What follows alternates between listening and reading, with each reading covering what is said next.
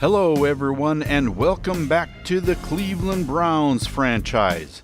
I'm your host, Husker Eurocat, and today the Browns are playing the Indianapolis Colts in Lucas Oil Stadium. In our last episode, the Brownies were in London to square off against the Cincinnati Bengals. Unfortunately, the Browns looked completely out of sync during that game and fell to the Bengals 17-14. They just couldn't get any kind of a run game established and were awfully dependent on the pass. There were so many things wrong, but whether it was missed blocks, bad passes, drop passes, or lack of a running game, oh yeah, the kicker having a real bad slump as well, the Browns just looked, well, not like a team that's going for a Super Bowl crown, that's for sure. This week, it's a chance at redemption against the Colts. But even that, given the way the Browns have been playing lately, is far from a sure win. A lot of it depends on what team shows up for the Colts. They've looked pretty good at times this season, and other times were dreadful. Andrew Luck and the Colts would like to finish out this season on a high note, but the Browns would like home field advantage, and that is going to take a win. Let's see how this one unfolds. The Browns won the toss, kicked the ball, and the Colts have it first from their own 25-yard line. Luck hits Joseph Randle out of the backfield, and he gets to the 30-yard line. 5-yard gain. Second down. The give again is to Randle, and he's up the middle for what looks like a 3-yard gain.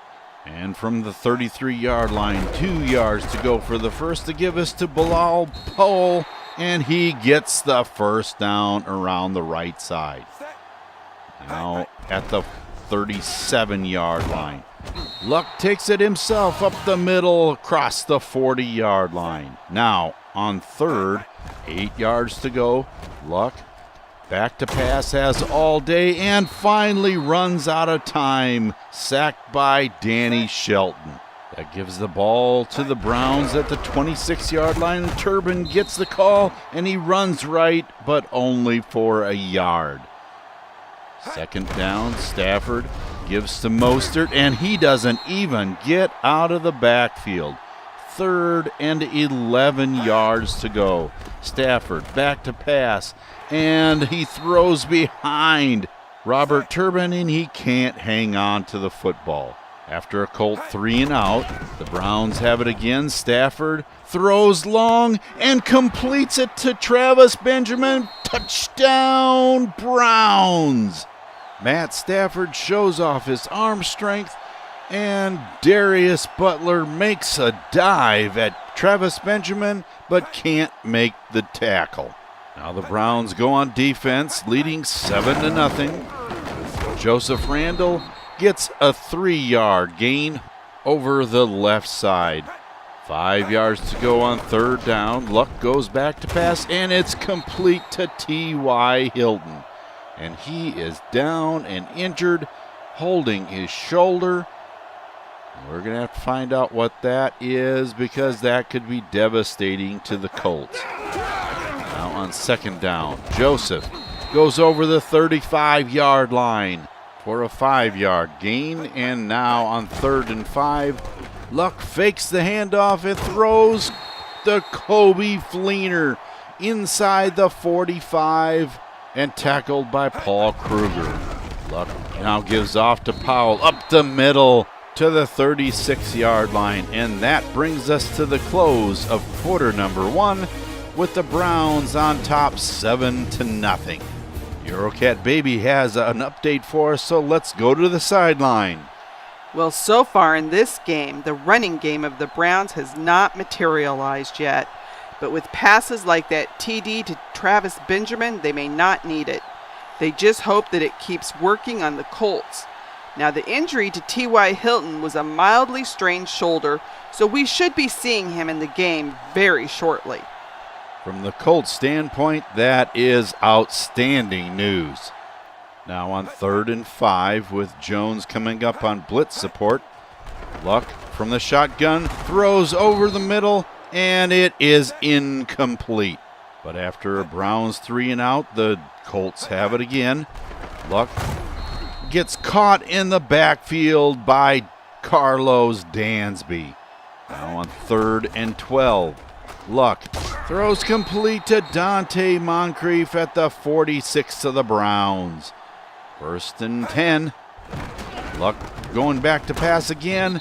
Goes across the middle to Sharon Peak at the 35. Now from 37 on 3rd down. Luck throws complete to Quan Bray, but well short of the 1st down needed. Raheem Moore is down and injured.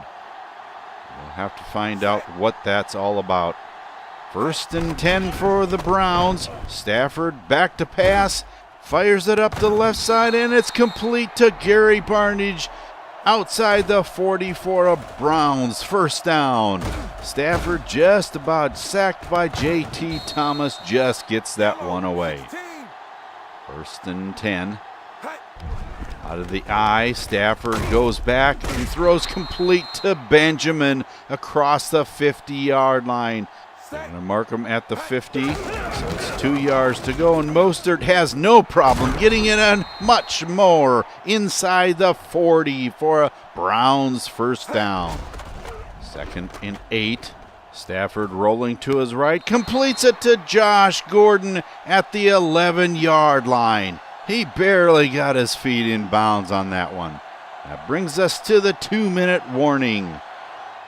And on 1st down from the 11, Stafford goes back to pass again, rolling to the right side, and he decides to run and inside the 10-yard line. Now 3rd and 5. Stafford has the ball knocked down. That brings on Kiimi Fairbairn for a 23-yard chip shot, and it's up and good. 10-0 is your score. And Andy Lee kicks that one out of bounds. That has to be the worst kickoff that I have ever seen from him.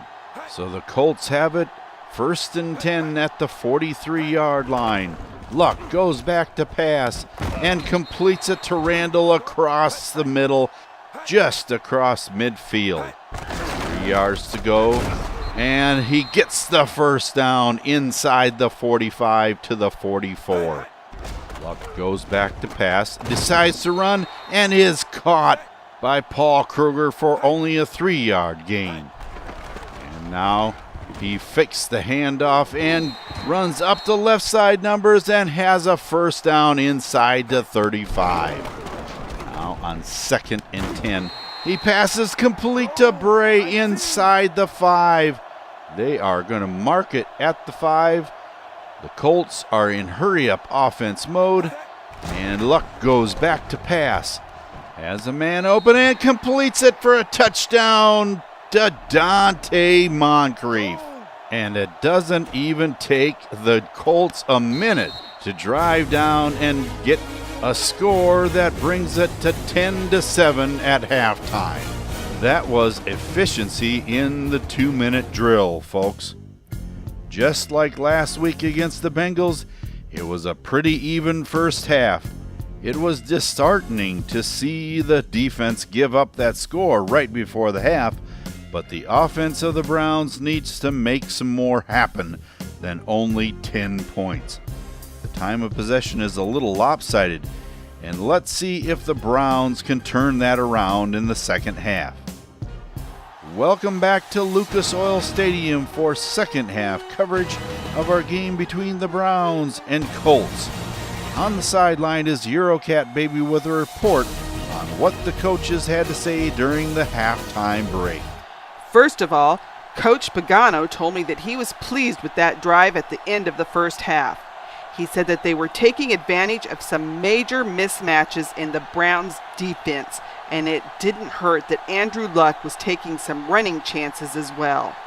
He also said that at this point, They can afford to take some major chances because the best they can do is a 500 season, and it would mean a lot for this squad to go out beating a major player in the playoff race. Well, tell us this. How does Mike Pettini feel about the whole end of the season thing with the Colts taking a lot of chances? Well, he understands that the Colts are going to take some chances, but his thought is that the Browns have to be ready for those chances. He said that this is the last game of the regular season, and a home field spot in the playoffs may be riding on this win. He knows that the running game is a big factor in taking control of this game, and he is focused on getting the O-line to open up some holes. His feeling is that he needs to view this as a tie game and approach it as a take charge opportunity and not a protect the lead mentality.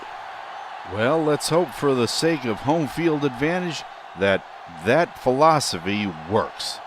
The Browns start out the second half on the 23-yard line with a single back set, and on play action pass, it's over the middle complete to Barnage, and he's over the midfield stripe.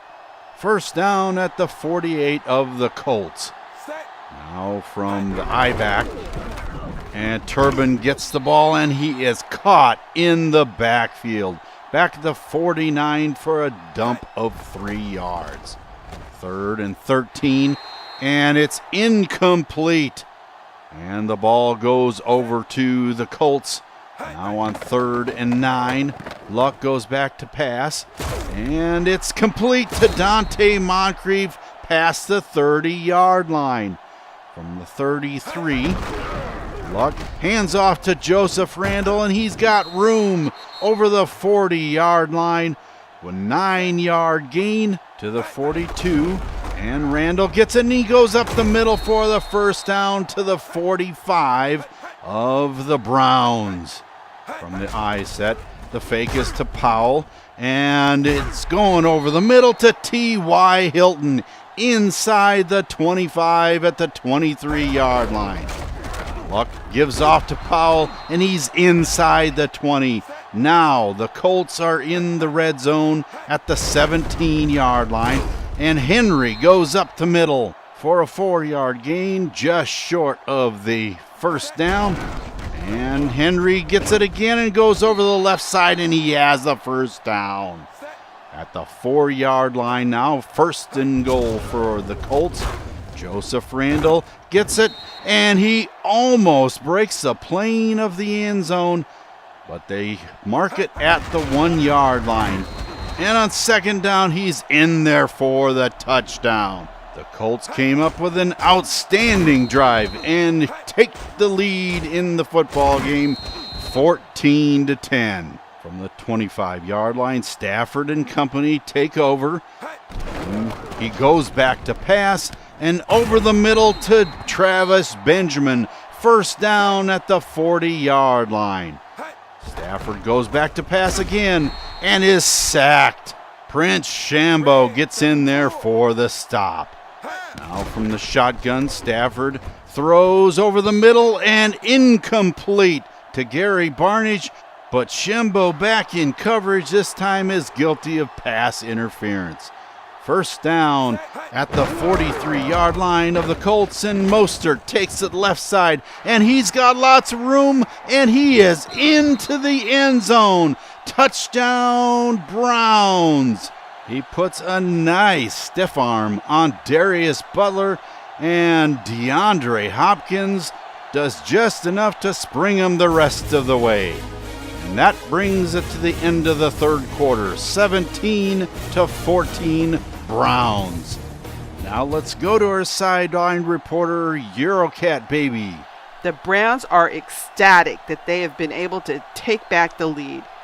There was a lot of concern on their faces after the Colts scored that last TD. The feeling that is if they can continue the success of the running game, maybe they'll be able to pull this one off. Well, let's hope so. We don't need a repeat of last week, that's for sure. After a Colts 3 and out, the Browns have the ball again. Stafford takes and hands off to Mostert, and he's caught in the backfield for a 3-yard loss.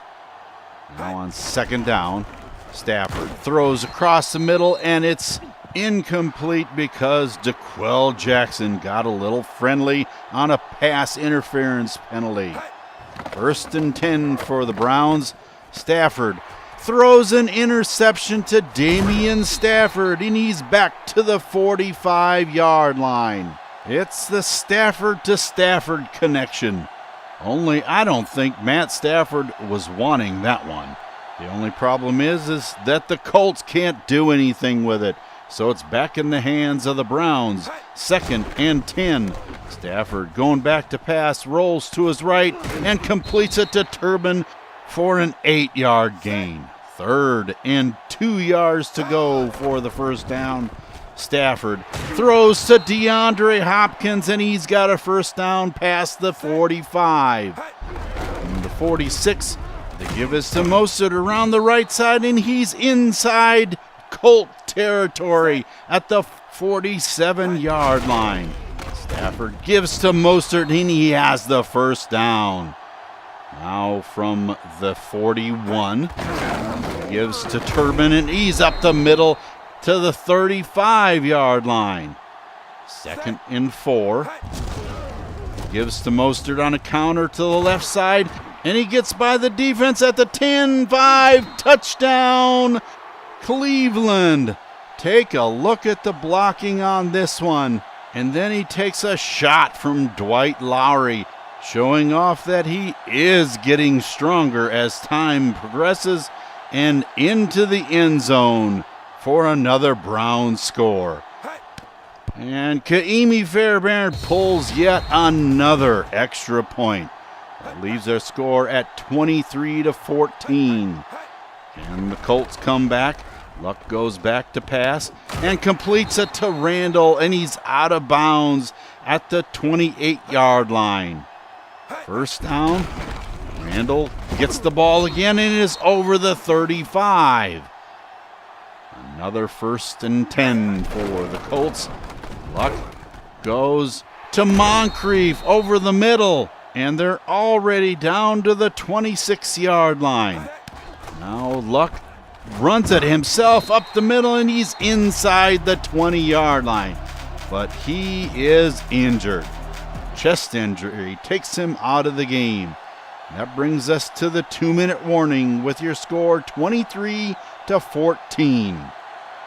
That brings in Brian Hoyer, and on 3rd and inches from the 16-yard line, he throws to Sharon Peak, and he's inside the 5 at the 3-yard line. 1st and goal for the Colts. Hoyer from the shotgun runs it in. Touchdown, Colts. That, ladies and gentlemen, brings that missed extra point into play. With your score now 23 for the Browns and 21 for the Colts. 1 and 47 seconds left to go. Stafford back to pass and completes it to Gordon past the 40-yard line.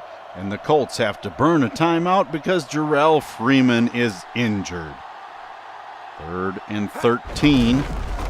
And Johnson gets the ball, and he is knocked down, and the Browns have to punt it away. Now with 51 seconds left from their own 11-yard line, Luck goes back to pass, and he completes it to T.Y. Hilton. Oh my goodness, out at the 48-yard line. Luck again completes it to Dorsett inside the 30. They are now in field goal range. Oh, what a turn of events this is. Now from the 26 with 23 seconds left to go, the give is to Randall, and he's inside the 20-yard line. And now we see former Brown Travis Coons, and he nails it. Oh my goodness, a 36-yard field goal. And the Colts take the lead 24-23. Stafford back to pass, and it's incomplete, intended for Travis Benjamin. Stafford Now goes back to pass again and throws long intended for DeAndre Hopkins and overshoots everybody. Now on 3rd and 10 and time running out, they take a timeout. 1 second left on the clock. Stafford back to pass, throws long, throws into double coverage, and it's incomplete. 24-23, the Browns go down in defeat once again. The Browns just couldn't hang on for the win in this one.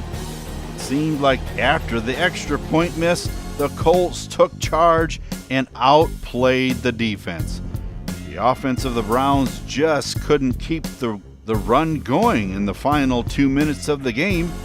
If you look at the stats, the Colts had more yards, double the first downs, were 60% on 3rd down conversions opposed to 25% for the Browns, and that time of possession difference.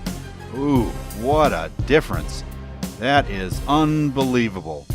If the Browns have a shot at winning in the playoffs, they're going to have to find a running game. They just don't have the deep threat like they had with Rashad Perriman. The defense is holding up their side of the game, but the offense needs a boost. Matt Stafford was a dismal 39% today, and when your time of possession is so lopsided, you just don't have the luxury of throwing 50 times a game. The running game came alive a little bit, but the sad truth is it wasn't enough to make a seriously big difference. Big plays just aren't going to get the whole job done, and consistency is what is needed at this point. Now with that deep threat not being there, it seems that the defenses can key on the running game just a bit more, and it's making a big difference. The defense, although they kind of fell apart in the 2-minute drills of this game, they did a pretty decent job. Allowing that many catches, though, is never a good thing. I just don't think that enough pressure was put on Andrew Luck, forcing him into early throws and bad decisions. The scoring woes of the Browns are going to have to come earlier than they expected, because with that loss, they lost out on a bye to the divisional round and must play on Wild Card weekend. Taking a look at the standings for the league, in the AFC North, the Browns are winners, of course, but lost ground on the Steelers after the Steelers pounded the Chiefs 40-14. Both are in the playoffs and could have the opportunity to play each other yet again. Even though the Jags lost to the Packers this week, they still win the South at 9-7 over a very weak division. The Bills won in a tight one in Denver 17-14, and due to the thumping that the Chiefs got and the narrow loss by the Browns, they have claimed home field through the playoffs. KC, even with that loss to the Steelers, claimed the other bye position and will move on to the divisional round, with the Raiders claiming the second wild card position. In the NFC, the Lions win the North, with the Vikes lost in Dallas, and the Packers, even though they won in Jacksonville, lose out on the playoffs for the reason of not having as good of a division record as the Vikings.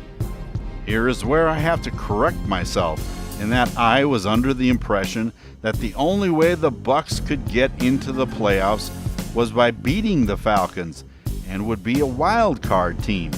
But with that win, they actually won the South Division due to a better divisional record. So the Falcons are the number one NFC wild card winner, and the Vikings are the second. The Panthers are the winners in the East, as we knew about last week, and the Seahawks are winners in the West Division, as we also knew last week. So the Lions and Seahawks get the first round bye in the NFC, with the Seahawks winning home field and the Bills and the Chiefs getting the bye for the AFC. And here are the matchups for Wild Card Weekend. The Raiders come into Cleveland to play the Browns.